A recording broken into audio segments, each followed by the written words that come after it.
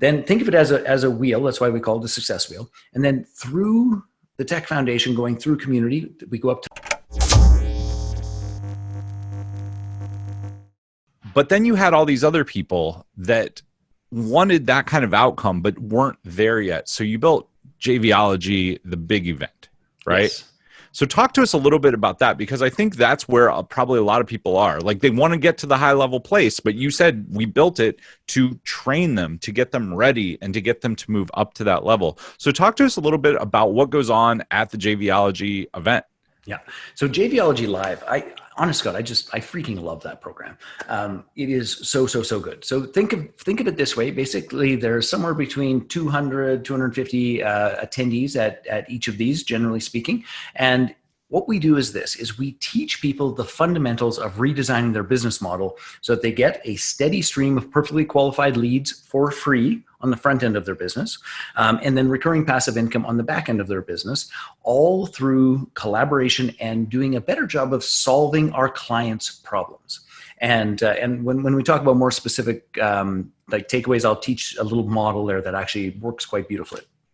And so that's the big overarching picture. The keys to that is, number one, we use something called the joint venture success wheel, and it has 5 key components to it. And I guess I'm jumping ahead, but it'll help frame what happens in that entire weekend.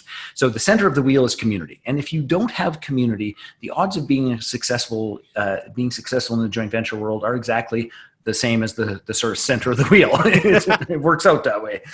So we really work on community, and there's an inordinate amount of breakout space. We practice our joint venture invitations, and we help people understand that the real way for us to frankly kick ass and create, particularly during COVID and any sort of difficult times, is collaboration. Is this idea of, pulling back and trying to compete, and like that's a tough row to hoe these days in entrepreneurship. So community is the center of the wheel. Then we have tech foundation. So there are just some fundamental tools. We got to be able to build a list. We got to be able to send an opt-in. We've got to be able to have affiliate tracking. We've got to be able to make it as simple and easy as possible for joint venture partners to support us. And by the way, it doesn't always have to be technology. I've helped people do incredible JVs where they use the incredible high-tech process of handing somebody a coupon that they then go and use. Like, that works too.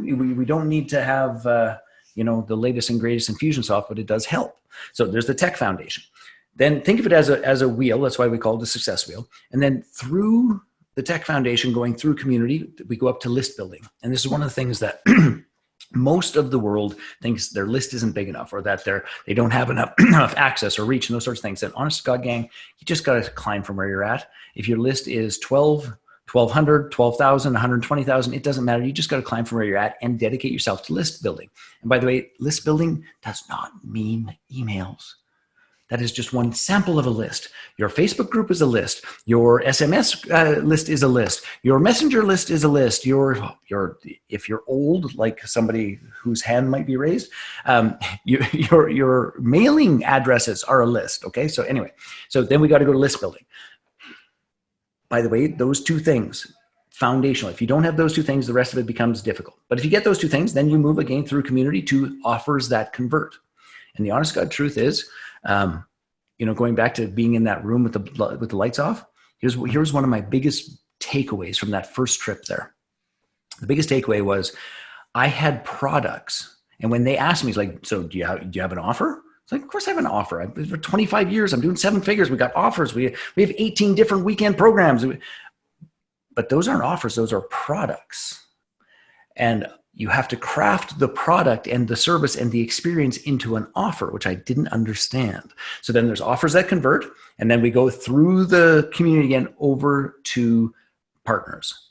And we're always working on those 5 elements. And depending upon where you're strong, depending upon where you're weak, depending upon what your next step is, you might spend more time in the tech foundation. You might spend more time in the list building. You might spend more time in the offers. You might spend more time in the community. You might spend more time in the partners.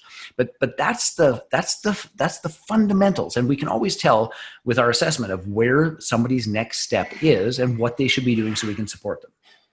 Does that big picture make sense? Yeah, absolutely. That's awesome. And And so we go through that, and then we teach people how to craft model the business. So those two pieces work, and then how to craft a joint venture invitation. And then they practice that joint venture invitation over 100 times with real people. And shock of all shocks, even they're just practicing, but everyone leaves with partners. Everyone leaves with podcast bookings. Everyone leaves with webinar bookings. Everyone leaves with email swaps. They leave with deals done. And that's the thing that's so stunning and beautiful. So that wheel makes perfect sense. I think that there are probably people out there that shortcut it, or that want to shortcut it, or that are missing pieces. What would you say out of that wheel? Because I know a lot of people would think that the tech foundation is where they get hung up. The tech is pretty easy. Where's the main place? Because you've run this several times now. Where's the main place that people get hung up on the wheel? Like, what's the biggest? So can I tweak the question a bit? Yeah, of course. So we categorize and help people to self-categorize, because it makes a difference on the wheel. So we have folks that we call they're eager and willing, and they're sort of new to this whole, let's call it digital space. They might have like a bricks and mortar store that they're trying to get online, those sorts of things. So they're eager and willing. And then there's what we call the ready and refining, meaning the tech has done all the rest of it. They might be refining, trying to get better opt-in rates or a better show up rate or a better, those sorts of things. And then there is the experienced pros. So depending upon which category you're in, that's sort of what transpires. So the experienced pros, they want relationships and people. That's partners. It's all partners. The ready and refining are almost always stuck at offers that convert, meaning that I've got the pieces in place, but my conversions aren't what I want them to be, and partners aren't really beating the door down to come and do those pieces. And then the eager and willing are always stuck in tech and list. So each one of those stages gets stuck in a different spot. Are you looking to scale your business but trying to figure out how to get your message across? Well, go to storyselling.how to grab my free course that will show you how to discover everything that you need to build your business through stories. These stories work whether it's in social media, email, or public speaking. There are 5 core stories that you'll learn. You'll be able to use all of them by the time you're done with this course. Again, that is storyselling.how. If you enjoyed today's episode, make sure to tune in next time.